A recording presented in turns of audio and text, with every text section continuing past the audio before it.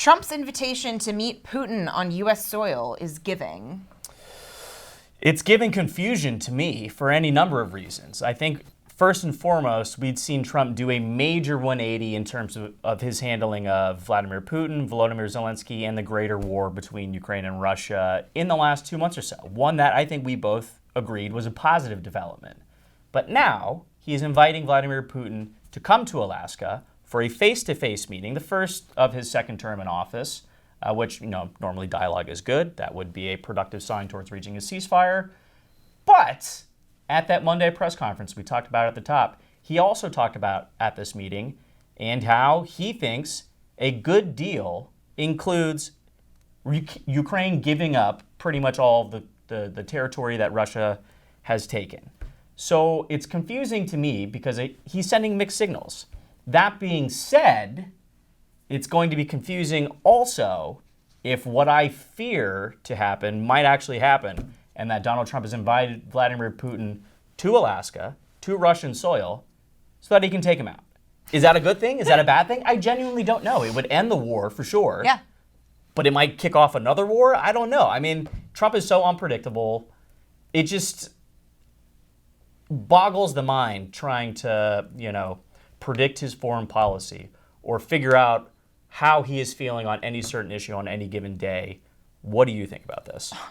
As one side note, I know the protocol for visiting or traveling dictators is really weird. Yeah. Like Kim Jong-un does not, when he travels to other countries, he does not use a regular toilet because he does not want foreign governments to have access to his fecal matter and be able to extrapolate data from his DNA. It's really, I would not be surprised if Putin even comes, which is a massive if. Yeah. He is only going to be eating food that is prepared by, his own chefs. He is not going to be drinking water from the tap. Everything will be controlled from a biosecurity standpoint. Certainly.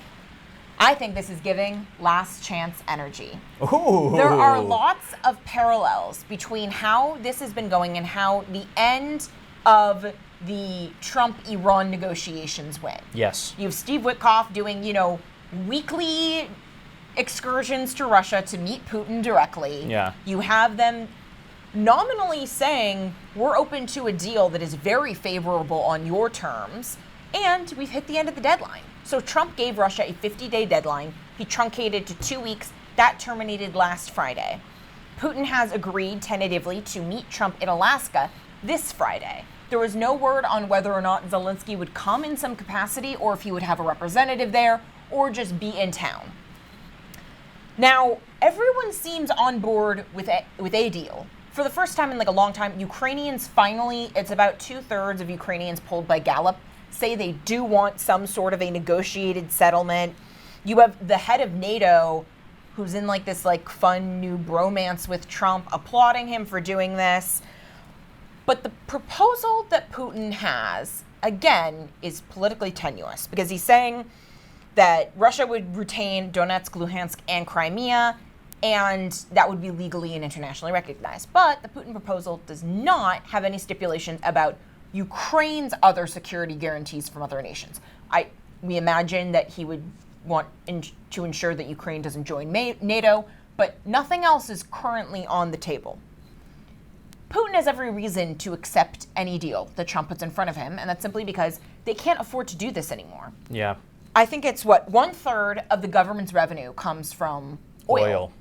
And they're right now posting an almost double-digit inflation rate with 20% interest rates. Mm-hmm. So if Putin comes, or worse, if he doesn't come at all, that means Trump will probably pull the trigger on these secondary sanctions on Russian oil. Without a doubt. That will decimate the Russian economy. Putin saw that Trump's not bluffing with at least with the Iranians. He gave them 60 days, and on the 61st of the Iranians, messing with him, took out their entire nuclear weapons capacity. What happens on the metaphorical 51st day here? I don't think Vladimir Putin wants to find out. Yeah, I think you're right.